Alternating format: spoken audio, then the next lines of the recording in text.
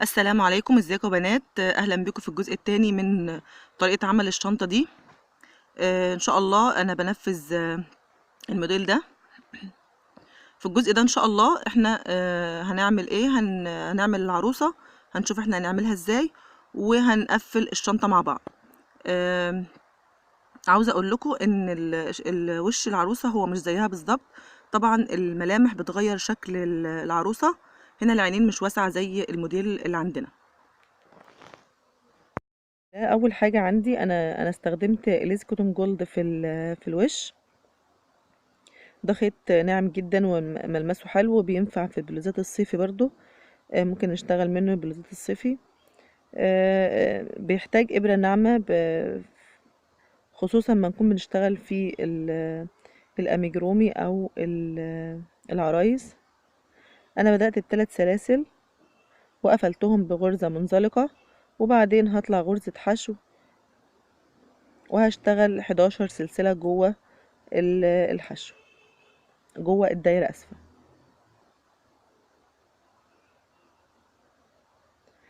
احنا اخدنا مع بعض طريقة عمل غرزة الحشو، هتلاقوا طريقتها فوق على الشاشة. كده انا خلصت السطر وهقفل. هقفل بمنزلقة واطلع باول غرزة سلسلة كأول حشو معايا.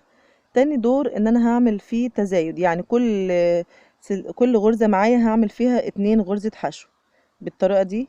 1 2 في نفس المكان، 1 2 في نفس المكان، 1 2 في نفس المكان،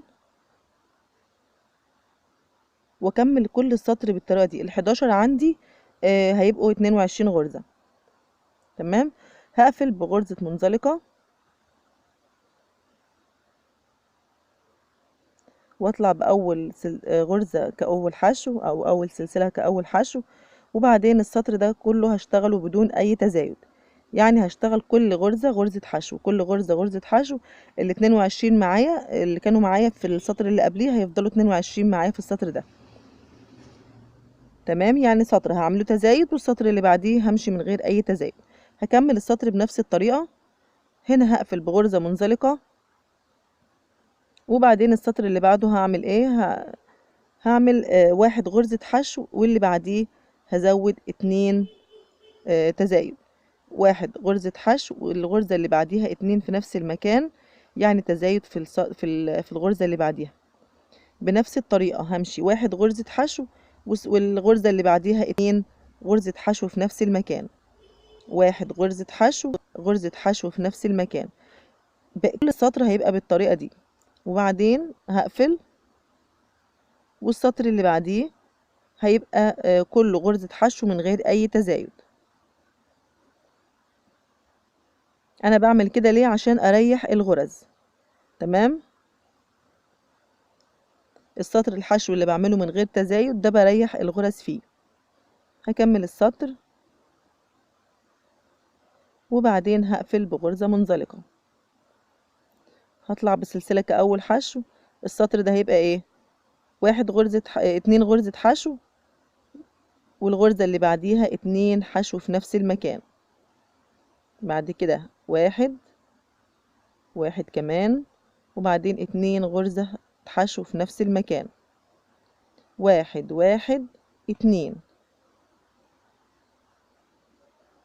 1 2 في نفس المكان. هنفضل ماشيين بنفس الطريقة زي ما عملنا في الشنطة، وبعدين هقفل. والسطر اللي بعديه هعمله كله غرزة حشو، 1 1 كله من غير أي تزايد.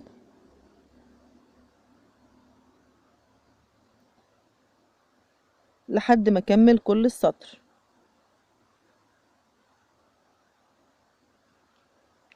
طبعا احنا أخدنا قبل كده غرزة الحشو،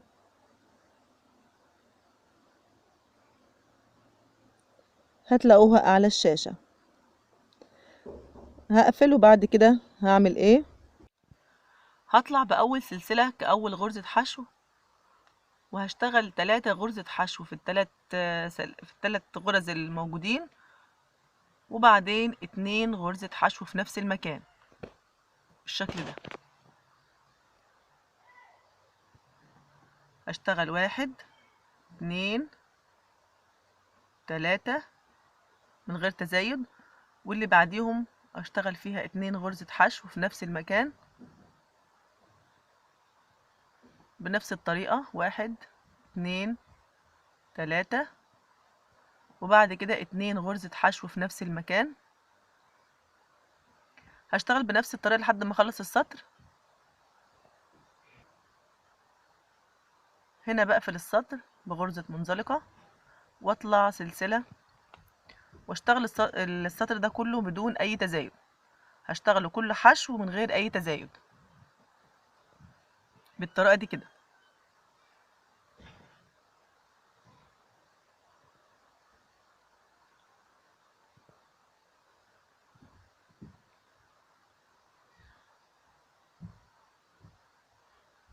لحد ما اخلص كل السطر.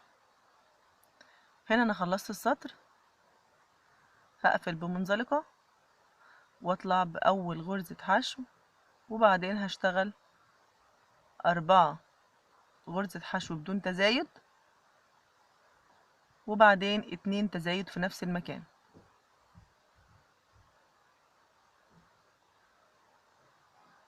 بالشكل ده. هشتغل 4 غرزة حشو، 1 2 3 4، وبعدين 2 غرزة حشو في نفس المكان، ده التزايد. 1 2 3 4، وبعدين 2 غرزة حشو في نفس المكان. أكمل السطر بنفس الطريقة. هنا كملت السطر، هقفل بغرزة منزلقة، والسطر اللي بعده هشتغل غرزة حشو في كل الغرز الموجودة بدون أي تزايد.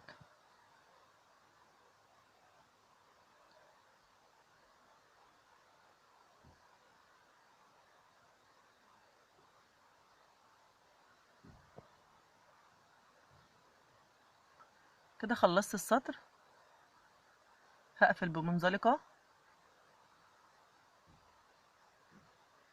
وبعدين هشتغل 5 غرزة حشو، 2 3 4 5، وبعدين 2 غرزة حشو في نفس المكان تاني. 1 2 3 4 5، وبعدين 2 غرزة حشو في نفس المكان. أكرر بنفس الطريقة، أعمل 5 غرزة حشو، وبعدين 2 غرزة حشو في نفس المكان تزايد، وأكمل بنفس الطريقة عشان أوسع الدايرة. هقفل وأعمل سلسلة كأول غرزة حشو، والسطر اللي بعديه هشتغل غرزة حشو بدون أي تزايد.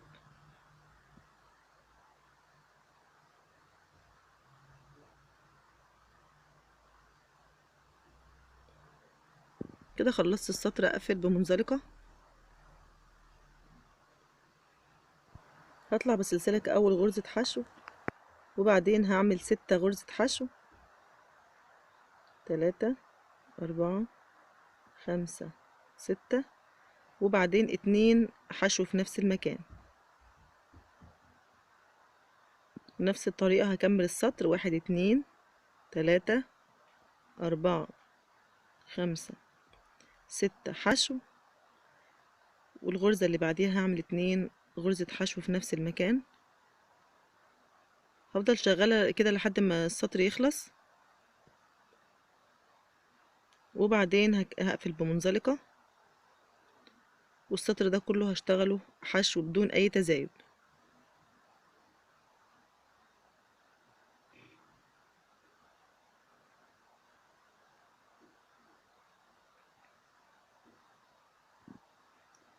كده خلصت السطر، هقفل السطر وبعدين غرزة حشو، هشتغل هنا 7 غرزة حشو،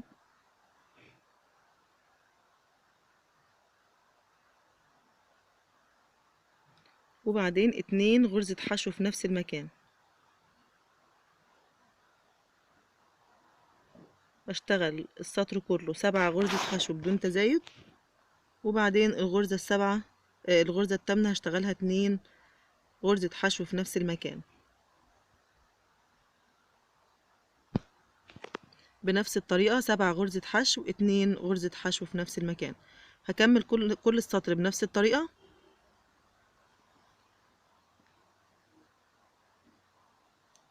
وبعدين هقفل بمنزلقة كده. شكل الشنطة كده.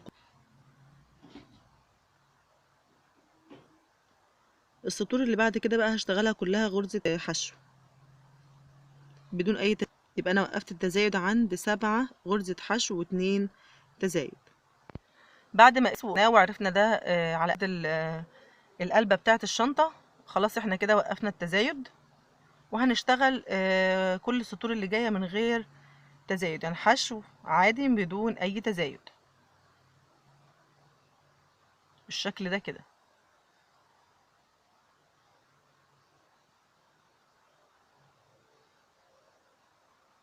هنكمل بنفس الطريقة لحد ما تكبر. بصوا كده يا بنات، انا هنا وصلت لاخر السطر.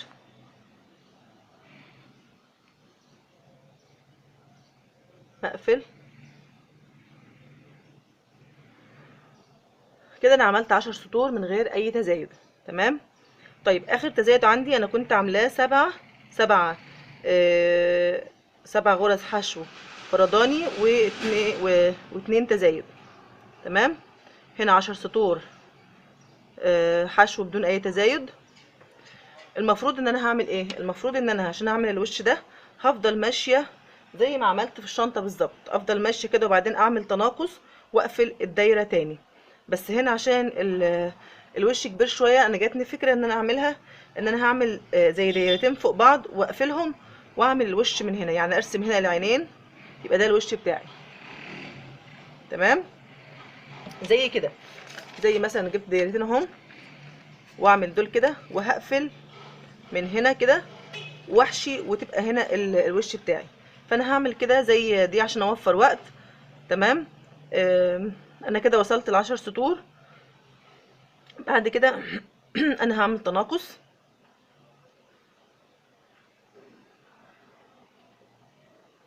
اخر تناقص هنا عندي انا كنت عاملاه زي ما قلت 7 حشو وبعدين تزايد، فانا هنا هعمل 7 حشو وبعدين 2 تناقص. 1 2 3 4 5 6 7. انا اتفقت في التناقص في غرزة الحشو، احنا اخدناه في درس قبل كده، هيظهر عندكم اللينك على اعلى الشاشة، ان انا بعمل كده وبعدين اخد الغرزة التانية واقفلهم كلهم مع بعض، تمام. بس عشان ما يبقاش عندي كلكعة في الوش هنا، انا هعملها ازاي؟ او في الاميجرومي عامة التناقص بيبقى كده. الغرزتين اللي ورا بعض دول، الغرزة عندي عبارة عن حرف الفي، جزء كده في الاول او فتلة كده في الامام وفتلة في الخلف، والغرزة التانية فتلة في الامام وفتلة في الخلف.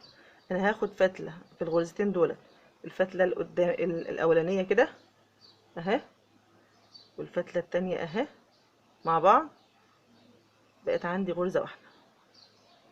تاني هعمل 7 حشو، 1 2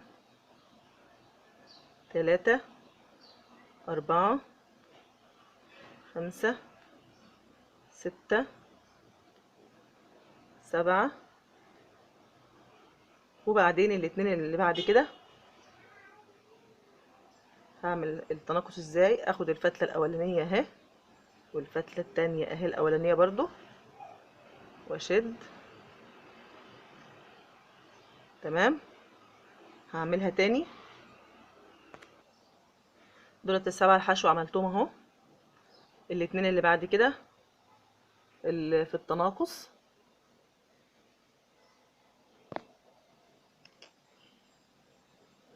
هاخد الفتلة دي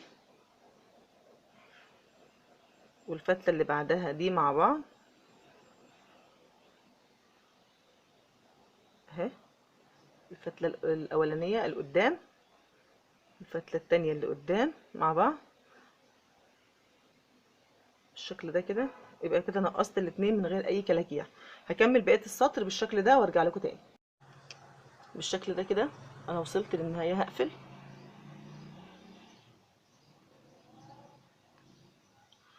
والسطر ده كله هعمله حشو من غير تناقص. يبقى انا السطر اللي قبليه نقصت 2 في 1، السطر ده كله هعمله حشو من غير اي تناقص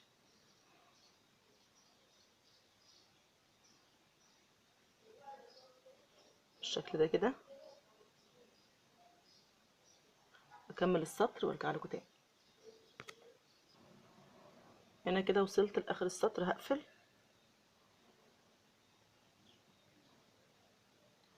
والسطر ده كله هعمله تناقص. بس هعمله تناقص ازاي؟ انا هطلع اول حشو 1 2 3 4 5 6 وهعمل في الاتنين اللي بعديهم تناقص.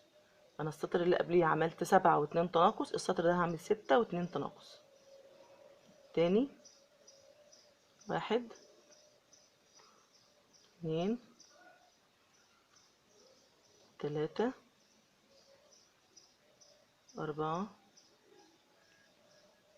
5 6 والاتنين التناقص اهو. هنفضل شغالين بنفس الشكل كده زي ما عملت تزايد في الاول. هنا هعمل تناقص عشان الم وارجع تاني اقلل خالص او اصغر خالص عشان اقفل الدايره دي. هفضل شغاله بنفس الشكل كده 6 و2 تناقص 6 و2 تناقص لحد ما اخلص السطر. كده انا خلصت السطر. هقفل والسطر ده كله هعمله حشو من غير اي تناقص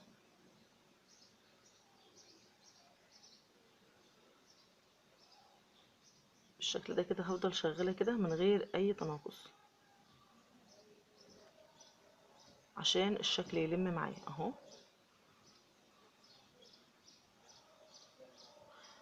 شايفين بيقفل معايا ازاي؟ اخلص السطر ده وارجع لكم تاني. انا كده نهيت السطر. هقفل والسطر ده هعمل فيه تناقص 1 2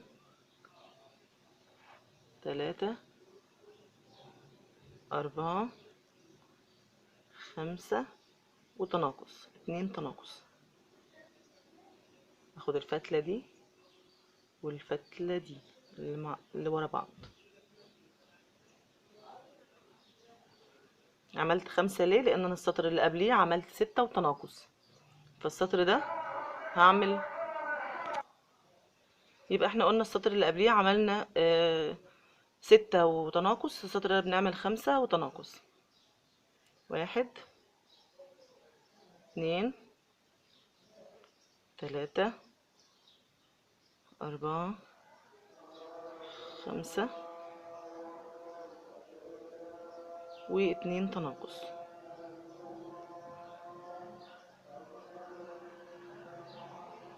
بالشكل ده كده هنكمل كل السطر بالشكل ده، واللي بعديه هنعمله حشو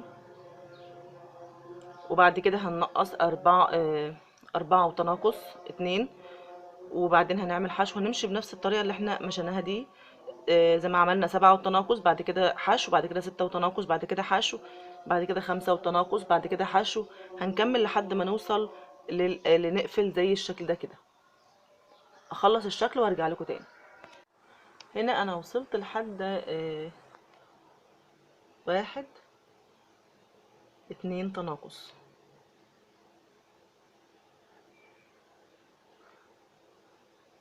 1 2 تناقص. تمام. الخطوة دي بقى ان انا هحشي فايبر قبل ما الدايرة تضيق اكتر، مش هعرف احشي.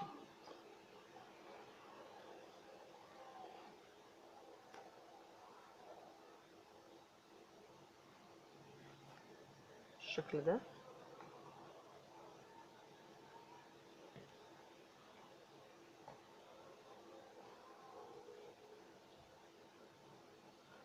بحيث ان انا اعرف اشتغل، ولو احتاجت فايبر كمان من هنا من فوق اكمل لها.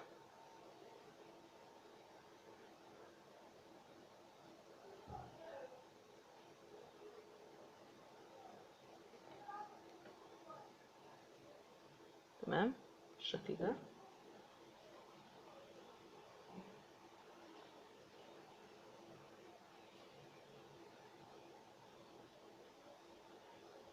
ده اكمل شغل، وبعدين لو احتاجت تظبيط كمان بالفايبر ازود.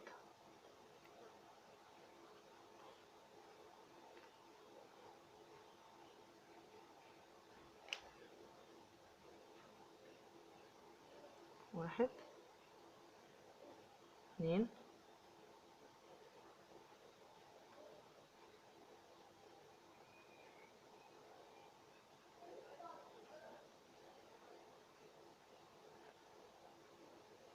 اكملها بنفس الشكل كده. هنا انا خلصت السطر وبعمل سطر حشو بالشكل ده.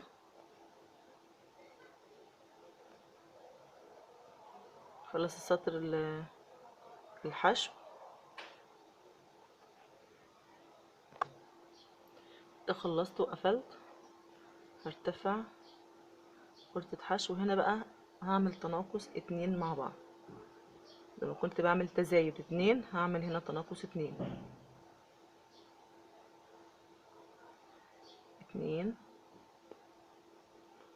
تناقص.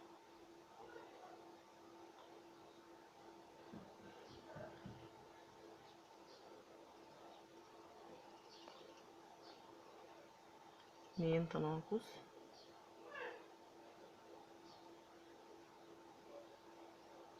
على فكرة يا بنات احنا ممكن نشتغل السطور من غير سطر الحشو اللي انا بشتغل بيه. يعني انا كنت بعمل مثلا سطر تزايد وسطر حشو، سطر تزايد وسطر حشو، وبعدين لما نقصت عملت تناقص وبعدين حشو. احنا ممكن نعمل تزايد على طول من غير السطر الحشو ده، بس انا بعمله علشان اريح بس الغرز شوية. بس احنا عادي ممكن نشتغله من غير اي سطر حشو في النص. قبل ما اخلص السطر هظبط الحشو عشان هتقفل، مش هعرف ان انا احط حشو تاني، حشو فايبر يعني. اظبط كده.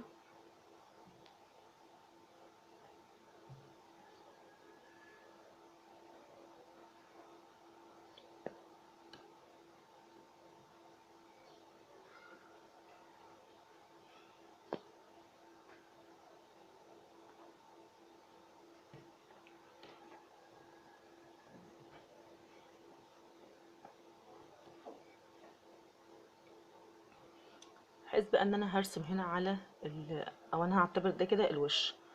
هعمل هنا كده المناخير بتاعتها، وهرسم هنا العينين، والشعر هطلعه من هنا. هقفل بقى الشغل ده كده. انا خلصت اهو. هقفل دي. انا ممكن اقفلها بالخيط والابره العاديين، ابره الخياطه، او ممكن ان انا انقص برضو في الغرز لحد ما ده يقفل معايا. كده خلصت وش العروسه. لسه بس ان انا هعمل عليه هرسم عليه. وعايزه اقول لكم برضو ان العروسه اللي هي العروسه الاميجرومي مش بتتعمل بالطريقه دي، بس انا عاملاها كده عشان توفير للوقت، بس عشان انا بس انا هعمله شكل ديكور لو حضراتكم عاوزين شرح العروسة الأمجرومي ممكن تسيبوا لي في الكومنتات، وانا ان شاء الله اشرحها معاكم. شايفين هنا ده كده في البداية، وده هو في النهاية، وده برضو هتقفل. يبقى هنا زي هنا، يبقى هنا انا زودت، بفرد لحد ما تفرد معايا، وبعدين بلم اللي انا فردته هنا بلمه هنا عشان دي تقفل معايا بالشكل ده كده. ونشوف بقى ان شاء الله احنا هنرسم عليها ازاي. هنا بقى انا هحدد ملامح العروسة. اول حاجة انا بعملها بايدي كده، بنزل الفتحة الفتحة دي تحت شوية عشان تبقى اللي هي بتاعت المناخير. انا هنا برسم العينين عشان تسهل عليا التطريز عليها. تمام، زي ما قلت الفتحة دي اللي انا حاطه ايدي عليها دي انا بنزلها تحت شوية عشان خاطر ما تبقاش في النص، تبقى المناخير يعني تبقى في النص كده والعينين تبقى لفوق، لا بنزلها تحت شوية علشان تبقى شكلها حلو. طيب انا كده حددت العينين بالقلم او رسمت عليها بالقلم. هحدد بقى المناخير، هجيب الخيط نفس اللون واشتغل بنفس الطريقة اللي حضراتكم شايفينها دي. افضل شغالة كده لحد ما المناخير تعلى، وبعد كده هقفل، هجيب الخيط من تحت لفوق،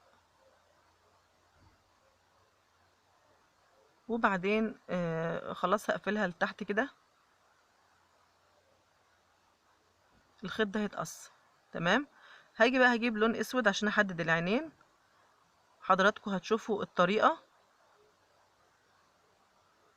وان شاء الله تبقى سهلة عليكم ان انتوا تنفذوها. انا بدخل خيط كده عشان الفتلة تبقى لجوه اللي هي البداية يعني، وبعدين هشتغل زي التطريز.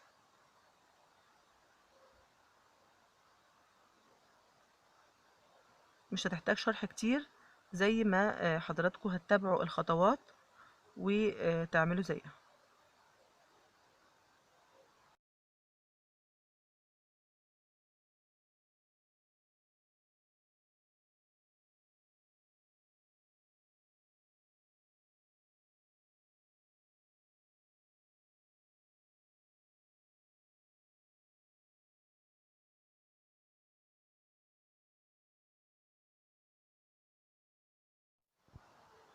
بعد ما عملت حددت فوق، هسحب الخيط لتحت واحدد العين من تحت بالشكل ده كده.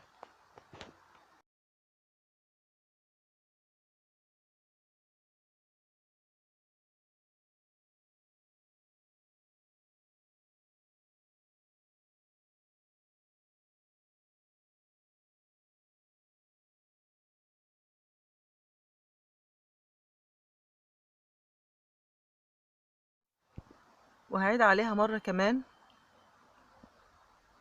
عشان لو في فراغات في التطريز تتغطى ومفيش حاجة تبقى باينة.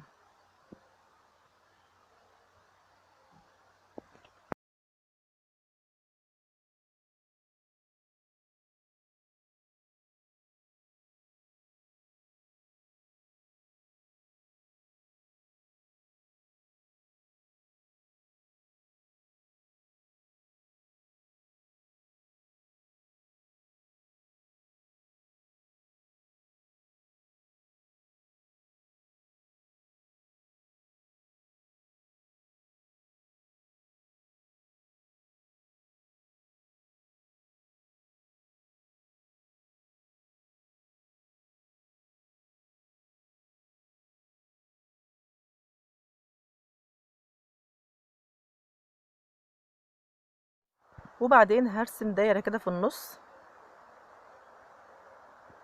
وهعملها كلها بالاسود بطريقة التطريز برضو رايح جاي زي ما حضراتكم شايفين.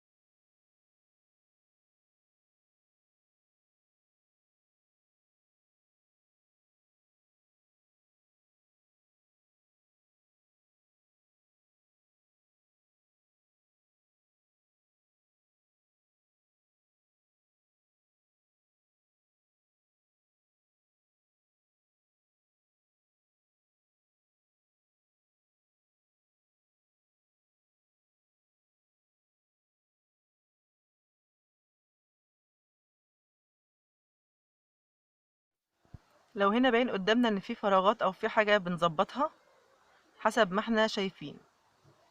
يعني التطريز ده مش مقياس. هنقل على العين التانية واعملها بنفس الطريقة. وهعمل هنا بقى الرموش. هعمل كده 3 رموش برضو تطريز رايح جاي. انا على فكرة مش بقطع الخيط، انا بدخل الخيط من جوه العروسة واطلعها من الجنب التاني عشان ما اقعدش اقطع الخيط وبنفس الطريقة كده زي ما علشان ما اقعدش اقطع الخيط ويبقى التفنيش شكله مش حلو. واعمل في العين التانية زي ما عملت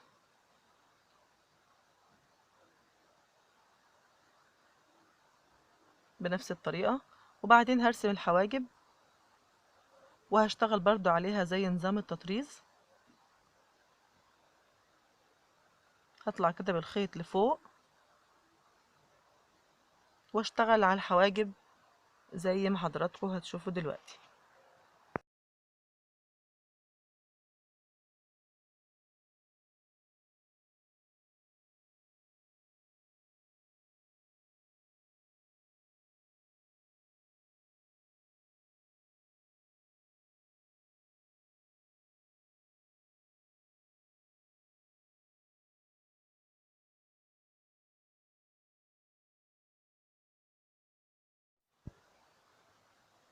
بالشكل ده كده يا بنات.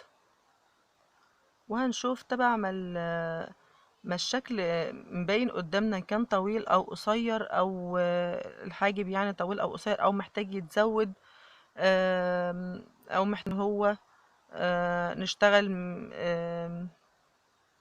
يعني نطوله من الجنب في الاخر كده. الشغل ده بيبان قدامنا واحنا شغالين او بيظهر قدامنا واحنا شغالين، فبنحاول نظبط كل شيء.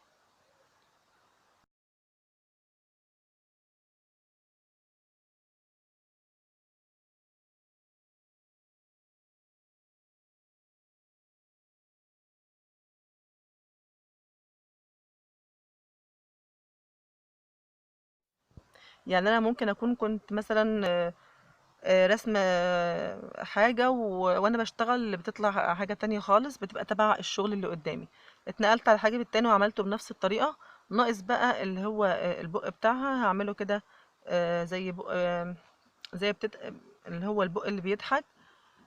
وهتبقى ماشية مع الغرز او ماشية مع الدايرة، يعني يعتبر نص دايرة من اللي احنا عاملينه. وبنظام التطريز زي ما حضراتكم شايفين كده هنشتغل البق.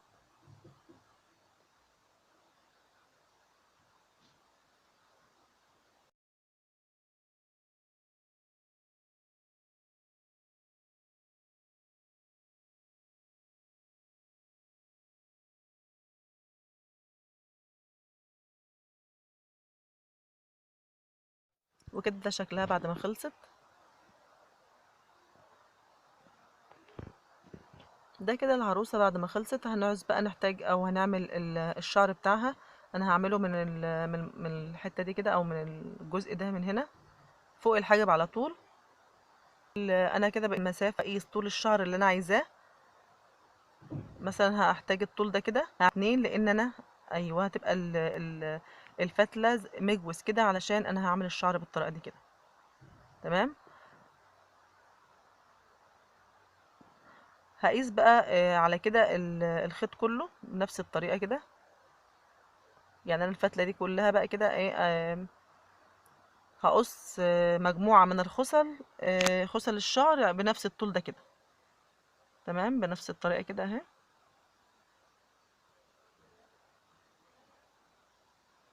وهنا انا مش هكتر قوي في الشعر علشان الشعر ما يتقلش الراس بتاعت العروسة بيتقلها وممكن يتقل الشنطة.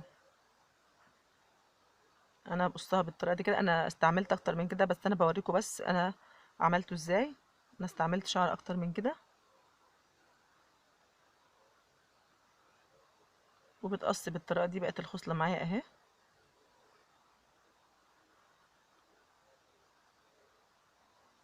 وبعدين هنركبه بقى في العروسة او في راس العروسة بالشكل ده كده.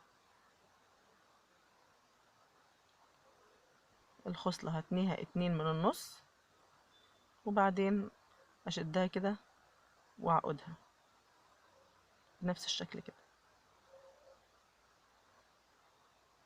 هكمل السطر بنفس الطريقة، ويدوب انا هعمل بس سطرين،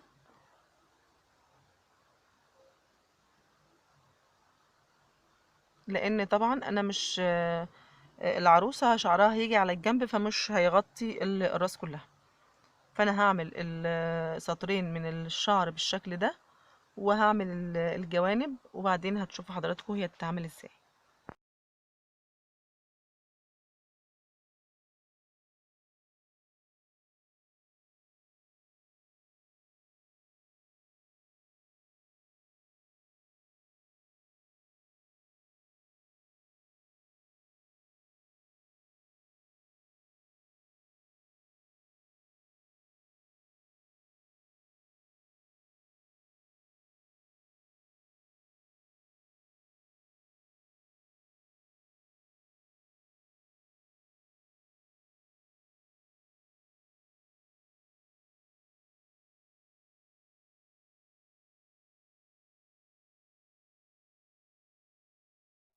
كده بقى انا هعمل خصلتين كده من قدام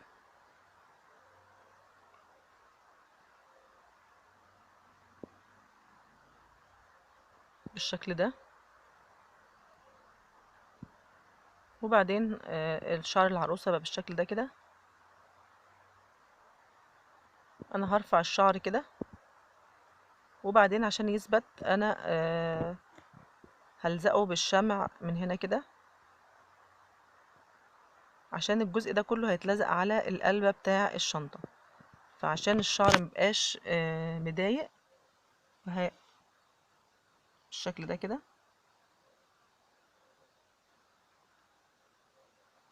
انا كده لزقته، بس انا ربطته الاول، الخطوة دي مش باينة. انا ربطت الشعر وبعدين لزقته بالشمع، وهعمل بقى الضفيرة بتاعة العروسة. طول الشعر بيبقى حسب ما حضراتكم عاوزين. لو عاوزين اطول من كده ممكن تطولوا الخصلة بتاعة الشعر اللي بتقصوها. وبعدين في الاخر كده هربط الضفيرة من تحت، وهقص الزيادة بالشكل ده كده. هنيجي بقى هنقفل الشنطة. انا كده انا كنت عملت القلبة دي وكنت عملتها بالدبابيس. دلوقتي هنخيطها مع بعض. ظبطتها ظبطت المكان كده في النص بالظبط، وبعدين هخيطها. هشيل بقى الدبابيس وخيطها، واحاول اثبت عليها جامد. انا هنا خيطتها وعدت عليها الخياطة مرة كمان وكمان مرة، عملت عشان تبقى ثابتة وجامدة.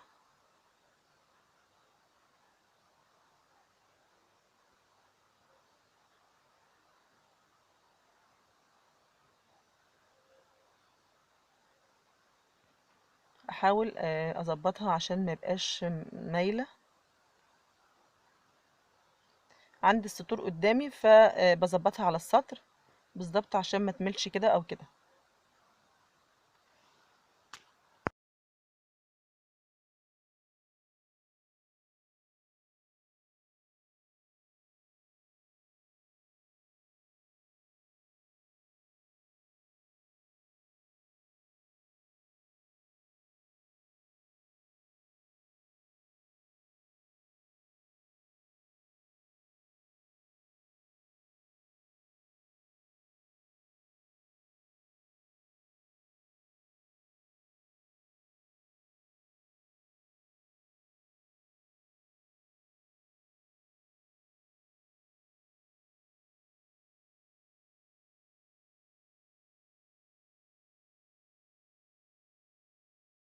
هنا انا خلصت خياطة وجبت الخيط الزايد، جبته كده من تحت من تحت الشغل، بدخله من تحت الشغل مسافة كده عشان يثبت.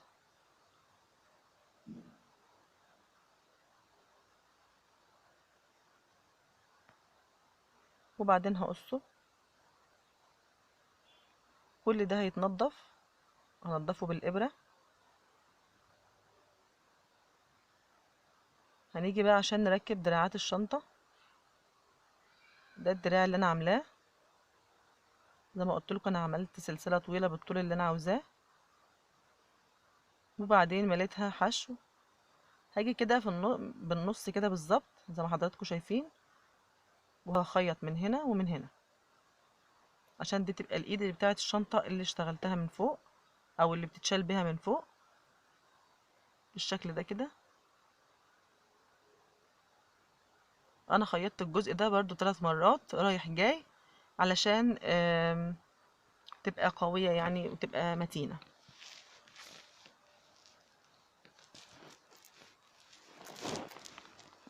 واتنقلت على الجنب التاني، وبعدين خيطت برضو 3 مرات عشان يبقى قوي.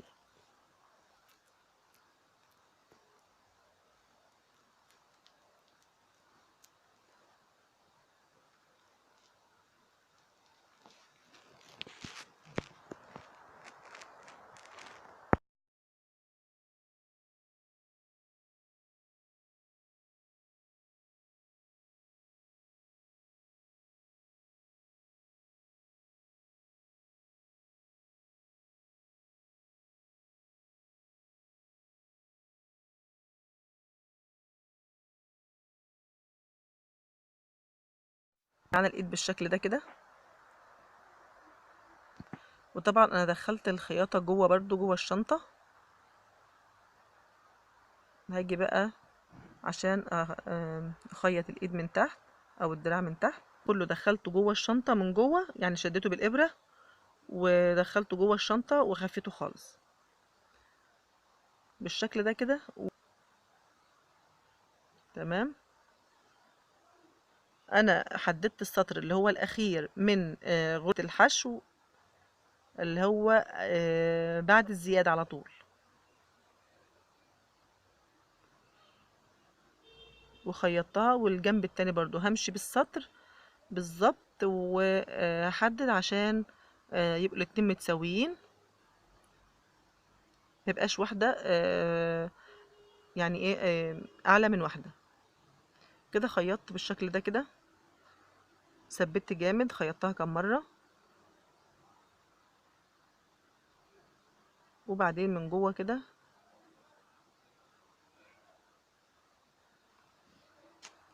اخفي كل الخياطة بعد ما ثبتها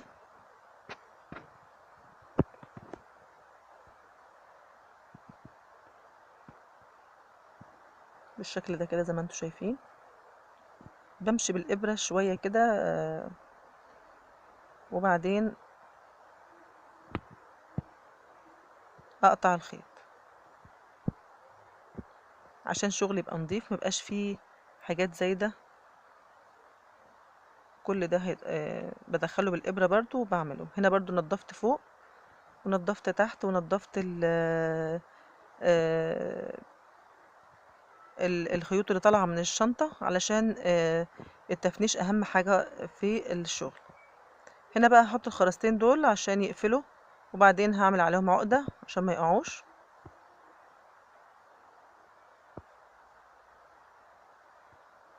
اكبر العقدة شوية. انا عملتها، وبعدين الزيادة ده، الخيط اللي نازل منها الزيادة ده عملته بالولاعة،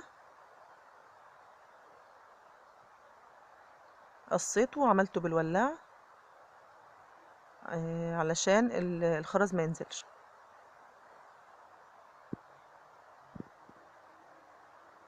كده الشنطة بتاعتي يعتبر خلصت، يا دوب بس ان انا هلزق الوش على الشنطة. هنا بقى الزقها بالشمع على القلبة اللي قدام دي، اظبطها كده شكلها النهائي. اتمنى تكون عجبتكم، واتمنى يكون الشرح بتاعي قدرت ان انا اوصل لكم المعلومة صح. اشوفكم ان شاء الله على خير في فيديوهات جاية. والسلام عليكم ورحمة الله وبركاته. ما تنسوش اللايك والشير وطبعا سبسكرايب للقناة. اتمنى القناة تكبر بيكم. اشوفكم ان شاء الله في فيديوهات جاية على الف خير يا رب. والسلام عليكم ورحمة الله وبركاته.